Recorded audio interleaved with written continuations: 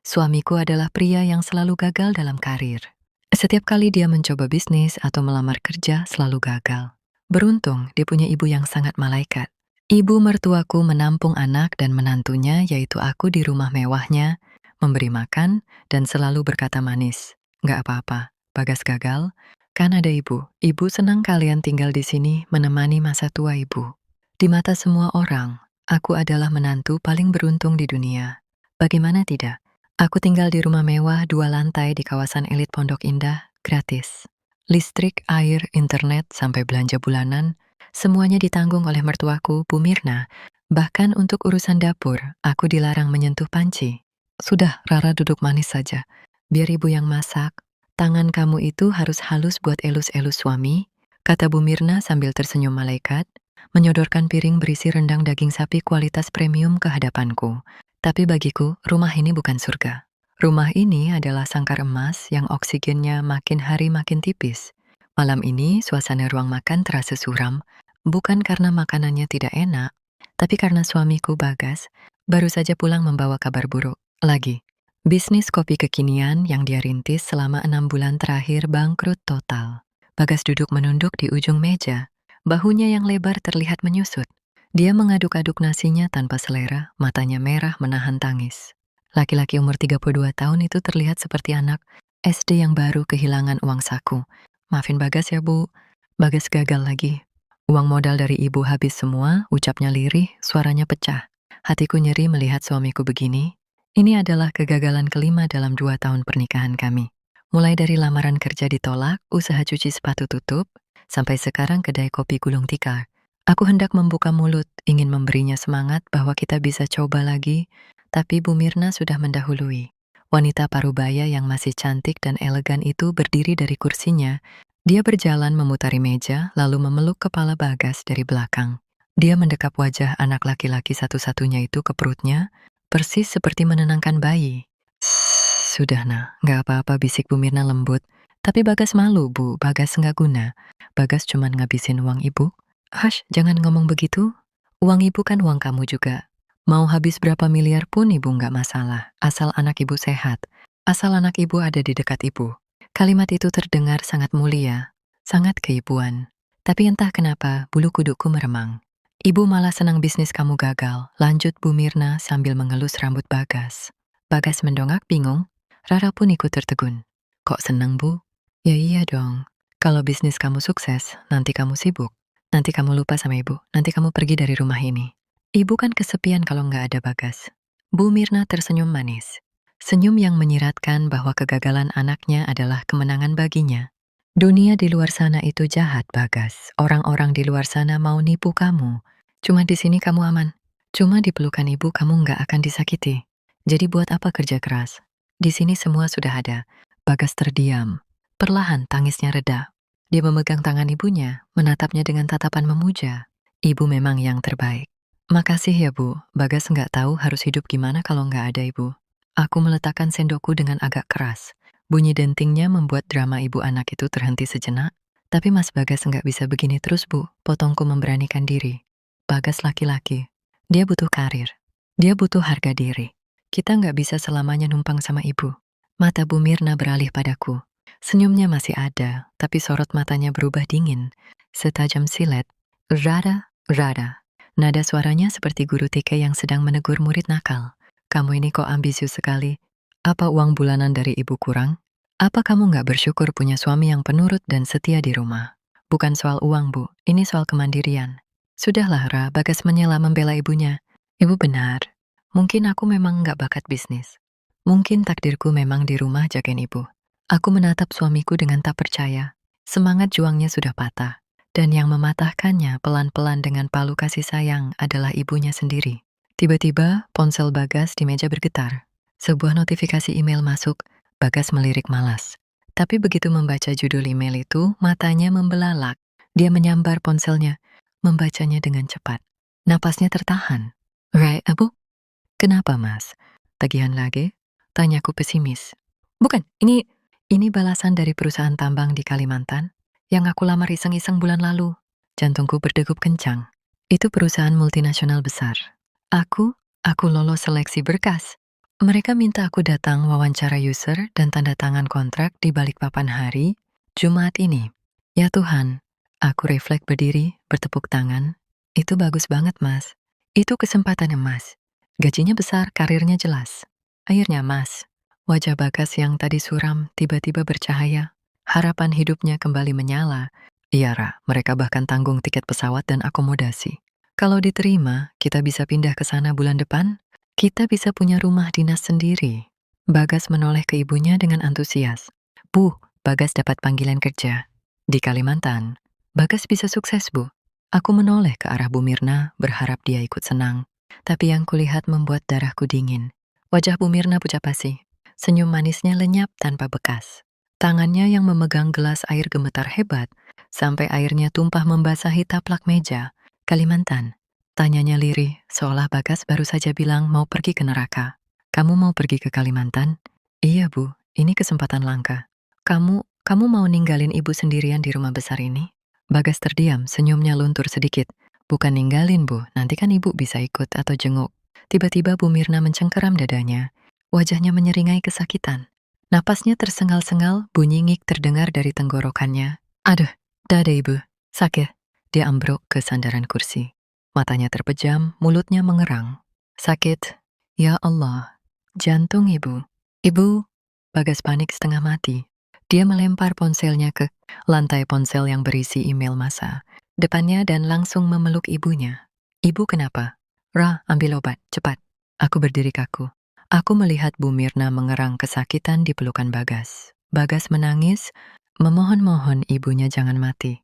Tapi dari posisiku berdiri, aku bisa melihat sudut wajah Bu Mirna yang tidak terlihat oleh Bagas. Mata kirinya terbuka sedikit, melirik ke arah ponsel Bagas yang tergeletak di lantai, lalu melirik ke arahku. Tidak ada rasa sakit di mata itu, hanya ada tatapan licik penuh kemenangan. Detik itu aku sadar, serangan jantung itu palsu. Sama palsunya dengan kasih sayangnya, dia tidak akan pernah membiarkan Bagas pergi ke Kalimantan. Dia lebih rela pura-pura mati daripada melihat anaknya hidup mandiri. Dan perangku melawan malaikat ini baru saja dimulai. Jumat itu, seharusnya Bagas duduk di kursi pesawat menuju Balikpapan, menyongsong masa depannya. Tapi kenyataannya, dia duduk bersimpuh di lantai kamar ibunya, memijat kaki wanita itu dengan wajah kusut dan mata bengkak kurang tidur. Tiket pesawat hangus. Jadwal wawancara dibatalkan sepihak. Maaf ya Pak, ibu saya kritis. Dan Biye meninggalkan beliau. Ucap Bagas lewat telepon tadi pagi dengan suara bergetar. Di ujung telepon, HRD perusahaan tambang itu hanya menjawab singkat, baik kami anggap Anda mengundurkan diri lalu menutup telepon. Kesempatan emas itu hilang dalam sekejap. Dan ajaibnya, begitu Bagas menutup telepon dan memastikan dia tidak jadi pergi, kondisi Bu Mirna membaik dengan sangat cepat. Napasnya yang tadinya tersengal-sengal seperti orang tercekik, kini mulai teratur. Wajahnya yang pucat, mungkin karena bedak tebal, kembali merona. Bagas, kamu anak berbakti, nak rintih Bu Mirna dari balik selimut sutranya. Tuhan pasti ganti rezeki kamu yang lebih baik di Jakarta. Yang penting kamu di sini temani ibu. Bagas mencium tangan ibunya Taksim. Iya Bu, rezeki bisa dicari. Ibu cuma satu. Aku berdiri di ambang pintu kamar sambil memegang nampan berisi bubur dan obat-obatan. Mataku menatap drama itu dengan rasa muak yang sudah sampai di ubun-ubun. Aku masuk ke dalam kamar. Permisi Bu, waktunya makan obat, kataku datar. Bu Mirna menoleh. Tatapannya padaku kembali lemah dan sayu. Aktingnya sempurna. Makasih ya Rara, Ibu merepotkan kalian. Bagas segera berdiri, mengambil nampan dari tanganku. Sini, biar aku aja yang suapin Ibu. Kamu istirahat aja, Ra. Bagas mengambil botol obat kecil berwarna putih polos tanpa label apotek resmi. Hanya ada tulisan spidol, jantung pagi. Dia mengeluarkan satu butir kapsul berwarna merah kuning. Ayo Bu, Bu Mirna membuka mulutnya menelan kapsul itu dengan bantuan air minum, lalu memasang wajah meringis seolah menelan sesuatu yang sangat pahit. Pahit ya Bu? Sabar ya demi kesehatan, hibur Bagas. Setelah ritual minum obat dan makan bubur selesai, Bu Mirna kembali tidur. Bagas keluar kamar untuk ke toilet sebentar.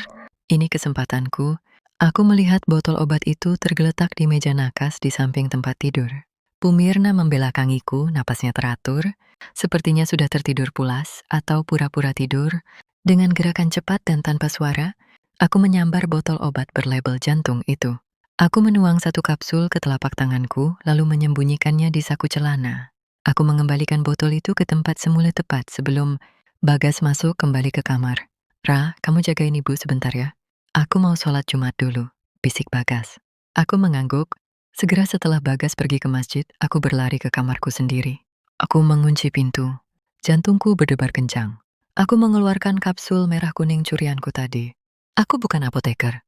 Aku tidak tahu nama-nama obat paten, tapi aku tahu cara mengecek yang paling sederhana. Aku membuka cangkang kapsul itu perlahan, isinya serbuk putih kekuningan. Aku mencium baunya familiar, bukan bau bahan kimia obat yang menyengat. Ini bau jeruk. Dengan ragu, aku menyentuhkan ujung jariku ke serbuk itu, lalu menempelkannya ke lidahku. Rasanya manis, ada sedikit asam segar.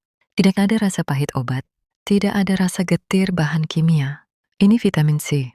Ini cuma vitamin C generik yang biasa dijual di warung, seharga Rp5.000 per strip, yang digerus dan dimasukkan ke cangkang kapsul baru. Darahku mendidih. Bu Mirna tidak sakit jantung. Dia sehat walafiat. Dia meminum vitamin ini setiap hari supaya kulitnya tetap kencang dan tubuhnya bugar, sambil berpura-pura bahwa ini adalah obat keras penyambung nyawanya. Aku meremas cangkang kapsul kosong itu di tanganku. Dia menghancurkan masa depan suamiku dengan vitamin C. Dia membuat Bagas merasa bersalah. Membuat Bagas membatalkan kontrak kerja yang bisa mengubah nasib kami hanya dengan modal sandiwara dan obat palsu ini. Wanita itu bukan ibu. Dia monster yang memakan masa depan anaknya sendiri. Tapi aku tidak bisa. Langsung lapor ke Bagas. Suamiku, itu sudah dicuci otaknya sejak kecil. Kalau aku bilang ibumu bohong, ini cuma vitamin, Bagas pasti tidak akan percaya. Dia akan bilang aku menantu durhaka yang curigaan. Bagas butuh bukti yang lebih kuat. Bukti yang tidak bisa disangkal. Aku teringat ponsel Bu Mirna. Ponsel itu adalah pusat komandonya. Tadi malam, saat serangan jantung palsu itu terjadi, Bu Mirna sempat melirik ponsel Bagas yang tergeletak di lantai. Dan aku juga ingat, setiap kali Bagas melamar kerja, Bu Mirna selalu minta nomor telepon perusahaan yang dituju dengan alasan biar ibu bantu doain. Jangan-jangan aku harus mendapatkan ponsel itu. Sore harinya, kesempatan itu datang. Bu Mirna sedang mandi. Dia wanita yang pesolek, mandinya bisa 1 jam. Ponselnya ditinggal di meja rias kamarnya. Aku menyelinap masuk ke kamar mertuaku seperti pencuri di rumah sendiri. Ponsel itu tergeletak di sana. iPhone keluaran terbaru. Aku menekannya. Terkunci sandi. Sial. Aku mencoba tanggal lahir Bagas. Salah. Tanggal lahir Bu Mirna. Salah. Tanggal pernikahan mereka. Salah. Otakku berputar. Apa yang paling dicintai wanita narsis ini? Dirinya sendiri? Tidak. Hartanya? Mungkin. Atau hari di mana dia memenangkan Bagas sepenuhnya? Aku teringat cerita Bagas dulu. Ayahnya meninggal tanggal 12 Mei. Sejak hari itu, Bagas berjanji tidak akan pernah meninggalkan ibunya. Itu adalah hari proklamasi kepemilikan Bu Mirna atas Bagas. Aku mengetik angka 12.5. Ponsel terbuka. Tanganku gemetar. Aku segera membuka menu log panggilan dan email, dan di sanalah aku menemukan neraka yang sesungguhnya. Di log panggilan keluar ada nomor yang tidak disimpan, tapi durasi teleponnya 15 menit. Itu terjadi 2 hari yang lalu. Aku mencocokkan nomor itu dengan kontak yang ada di kartu nama HRD perusahaan tambang yang dibawa Bagas. Cocok. Bu Mirna menelepon HRD itu 2 hari sebelum wawancara. Apa yang dia bicarakan? Aku beralih ke folder email terkirim. Mataku membelalak membaca satu subjek. Email yang dikirim. Bulan lalu ke sebuah perusahaan, startup tempat. Bagas pernah melamar dan ditolak. Subjek, peringatan mengenai pelamar atas nama Bagas Prasetyo. Aku membuka isinya. Napasku tercekat. Yait, Bapak Ibu HRD, saya adalah kerabat dekat dari Bagas Prasetyo. Saya merasa wajib memberitahu bahwa YBS memiliki riwayat gangguan mental, kleptomania dan sering menggelapkan uang di tempat kerja. Sebelumnya, mohon pertimbangkan kembali sebelum menerima dia demi keamanan perusahaan Anda. Salam, hamba Allah. Kakiku lemas. Aku hampir menjatuhkan ponsel mahal itu. Ibu kandungnya sendiri memfitnah anaknya sebagai maling dan orang gila ke semua perusahaan. Yang dilamar anaknya, pantas saja Bagas selalu gagal. Pantas saja Bagas selalu ditolak di tahap akhir. Pantas saja bisnisnya selalu ada masalah izin atau supply, pasti Bu Mirna juga yang menyabotase di belakang layar. Dia memotong kaki Bagas, lalu menawarkan dirinya sebagai tongkat penyangga. Dia membuat Bagas cacat karir supaya Bagas tidak punya pilihan lain selain merangkak di kaki ibunya minta makan. Ini bukan cinta. Ini penyanderaan. Suara gagang pintu kamar mandi diputar. Seklek. Aku tersentak. Bu Mirna selesai mandi. Aku buru-buru meletakkan ponsel itu kembali ke meja rias. Posisinya sedikit miring. Tidak sama persis seperti tadi. Jantungku mau meledak saat pintu kamar mandi terbuka dan Bu Mirna keluar dengan bathrobe sutranya. Aku sedang berpura-pura merapikan tempat tidurnya. "Loh, Rara, kamu ngapain di sini?" tanyanya. Suaranya tajam curiga. Matanya langsung melirik ke arah meja rias, ke arah ponselnya. "Anu, Bu, mau ganti spray." Katanya biar ibu tidurnya enak, jawabku gugup. Bu Mirna berjalan mendekat. Dia tidak melihat ke arah spray. Dia menatapku lurus-lurus. Tatapan predator. "Kamu nyentuh barang-barang ibu, Rara?" "Enggak, Bu." "Bagus, karena ibu enggak suka ada tikus yang mengubek-ubek privasi ibu." Dia tersenyum. Senyum yang membuat darahku membeku. "Sekarang keluar. Ibu mau dandan." Aku berjalan keluar kamar dengan kaki gemetar. Aku punya buktinya, tapi aku butuh rencana. Aku tidak bisa melawan wanita ini sendirian. Dia punya uang, dia punya kuasa, dan dia punya hati Bagas di genggamannya. Aku harus membuat Bagas melihat sendiri kebusukan ibunya. Aku harus membuat malaikat itu melepas topengnya sendiri di depan anak kesayangannya. Dan aku tahu caranya. Meyakinkan orang yang sudah dicuci otak seumur hidup itu jauh lebih sulit daripada memecahkan batu karang. Malam itu, setelah aku yakin Bu Mirna tidur, aku menarik Bagas ke kamar kami. Aku mengunci pintu dan langsung menyodorkan bukti-bukti yang sudah kucetak diam-diam di warnet tadi sore.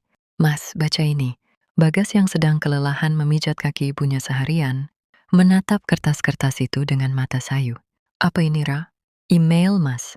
Email dari akun ibu ke semua perusahaan yang pernah kamu lamar.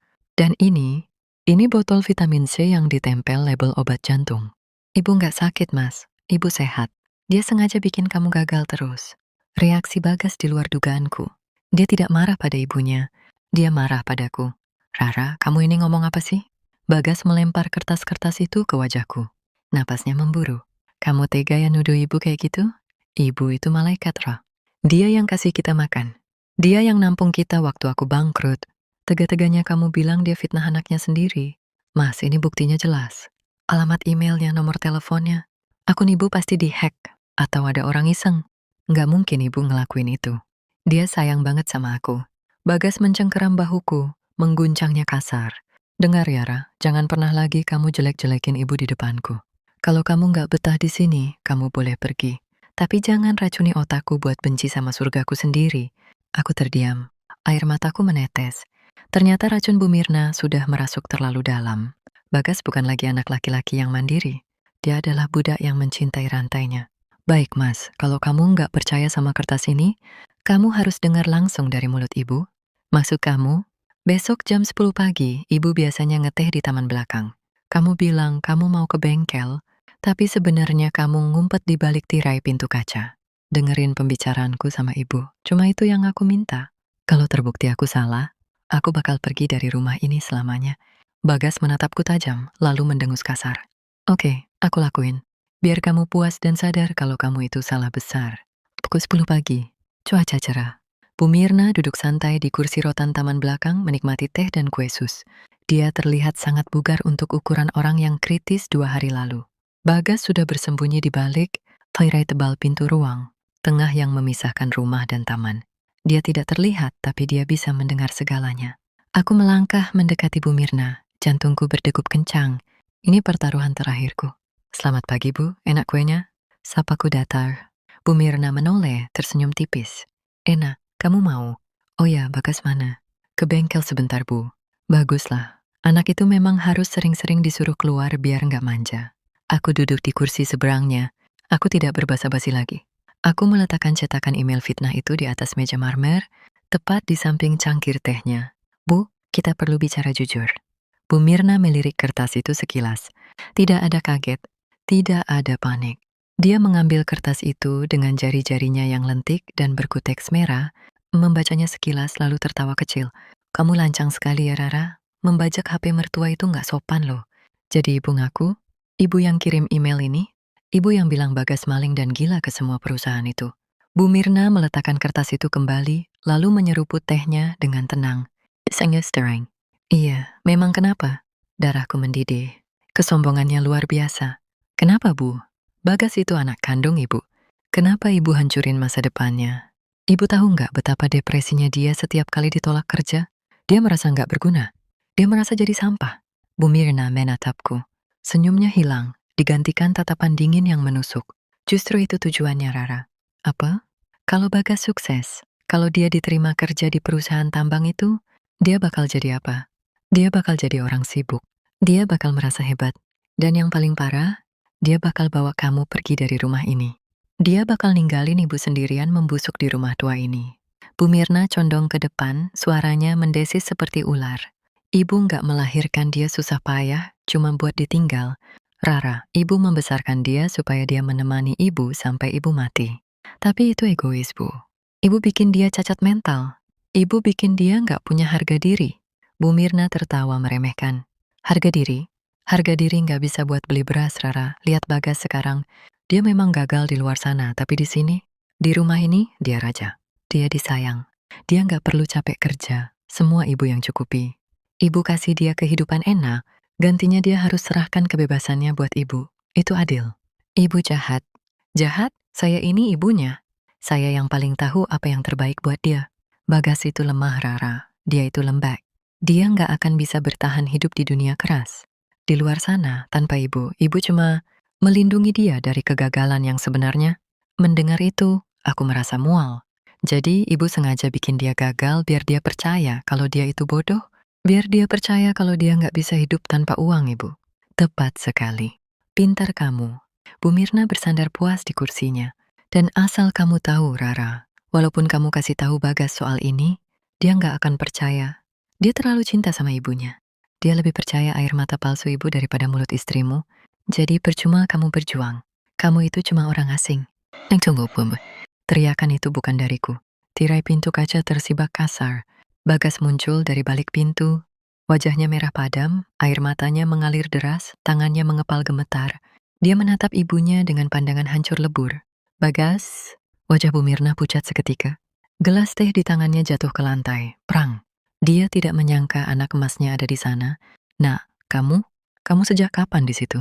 Sejak ibu bilang kalau aku ini lembek. Sejak ibu ngaku kalau ibu yang bikin aku jadi sampah. Bagas berjalan mendekat. Langkahnya berat. Dia menatap wanita yang selama 32 tahun ini dia puja sebagai dewi. Kenapa, Bu? Kenapa ibu lakuin ini ke Bagas? Bagas kira Bagas memang bodoh. Bagas kira Bagas memang sial. Ternyata ibu yang potong kaki Bagas. Bu Mirna berdiri mencoba meraih tangan anaknya. Topeng malaikatnya retak, tapi kemampuan manipulasinya masih bekerja. Dia menangis histeris. Bagas, dengerin ibu dulu. Ibu lakuin ini karena ibu sayang sama kamu. Ibu takut kehilangan kamu, Nak. Ibu nggak mau kamu pergi jauh kayak ayahmu. Ibu cuma mau kita sama-sama terus. Sayang, ini bukan sayang, Bu. Ini penyakit. Bagas berteriak di depan wajah ibunya. Teriakan pertamanya seumur hidup kepada sang ibu. Ibu bikin aku benci diriku sendiri selama bertahun-tahun. Ibu bikin aku merasa nggak pantas hidup. Dan ibu bilang itu sayang? Bagas mundur menjauh, menolak sentuhan ibunya. Kita pergi, Ra. Bagas menoleh padaku. Kemas barang-barangmu. Kita pergi dari neraka ini sekarang juga. Aku mengangguk cepat, merasa lega luar biasa. Akhirnya suamiku sadar. Akhirnya kami bebas. Bagas, jangan pergi. Bu Mirna tiba-tiba ambruk ke lantai. Dia memegangi dadanya lagi. Wajahnya memerah, napasnya tersengal-sengal. Aduh, sakit. Jantung ibu. Bagas, tolong. Jangan tinggalkan ibu. Ibu bisa mati, Nak. Acting itu lagi. Aku menatapnya dengan jijik. Bagas berhenti melangkah. Dia menoleh melihat ibunya yang tergeletak di rumput taman. Jangan percaya, Mas. Itu cuma acting. Ingat obatnya cuma vitamin C. Teriakku mengingatkan. Bagas menatap ibunya lalu menatapku. Ada pergulatan batin yang hebat di matanya. Pergulatan antara logika yang baru sadar dan insting seorang anak yang sudah diprogram selama puluhan tahun. Bu Mirna semakin keras mengerang, kali ini dia mulai kejang-kejang sedikit. Air liur menetes dari mulutnya. Totalitas yang mengerikan. Bagas, sakit. Maafkan ibu. Ibu mati saja. Kaki Bagas gemetar. Mas, ayo. Itu palsu. Aku menarik tangan Bagas. Tapi Bagas tidak bergerak. Dia menatap ibunya yang menggeliat di tanah. Matanya kosong. Palsu atau tidak, dia tetap ibuku, Ra. Apa? Bagas melepaskan tanganku perlahan. Dia tetap ibuku yang membesarkan aku sendirian. Kalau dia mati gara-gara aku pergi, aku jadi pembunuh. Mas, kamu sadar nggak ngomong apa? Dia baru saja ngaku hancurin hidup kamu. Aku tahu, Ra. Aku dengar semuanya. Bagas menatapku dengan tatapan paling menyedihkan yang pernah kulihat. Tatapan orang yang menyerah. Tapi aku nggak bisa, Ra. Aku nggak bisa ninggalin dia. Aku takut hidup tanpa dia. Dia benar. Aku ini lembek. Aku nggak bisa apa-apa di luar sana. Bagas berbalik, lalu berlari menghampiri ibunya, berlutut dan memeluk wanita itu. Ibu, bangun bu. Bagas di sini. Bagas nggak pergi. Bagas janji nggak akan pernah pergi. Bu Mirna membuka matanya sedikit. Dia melihat anaknya kembali ke pelukannya. Dia melihatku yang berdiri mematung. Dan di sela-sela rintihannya, sudut bibir Bu Mirna terangkat membentuk senyum kemenangan. Dia menang. Dia berhasil mematahkan mental anaknya begitu parah, sehingga bahkan ketika pintu penjara sudah dibuka lebar-lebar, sang tawanan menolak untuk lari. Aku berdiri sendirian di pinggir taman. Angin berhembus dingin. Aku sadar, aku tidak bisa menyelamatkan orang yang tidak mau diselamatkan. Selamat tinggal Mas Bagas, bisikku lirih. Aku berbalik, berjalan masuk ke rumah untuk mengambil tasku, dan melangkah keluar dari gerbang rumah mewah itu sendirian, meninggalkan suami yang memilih menjadi anak kecil abadi di ketiak ibunya.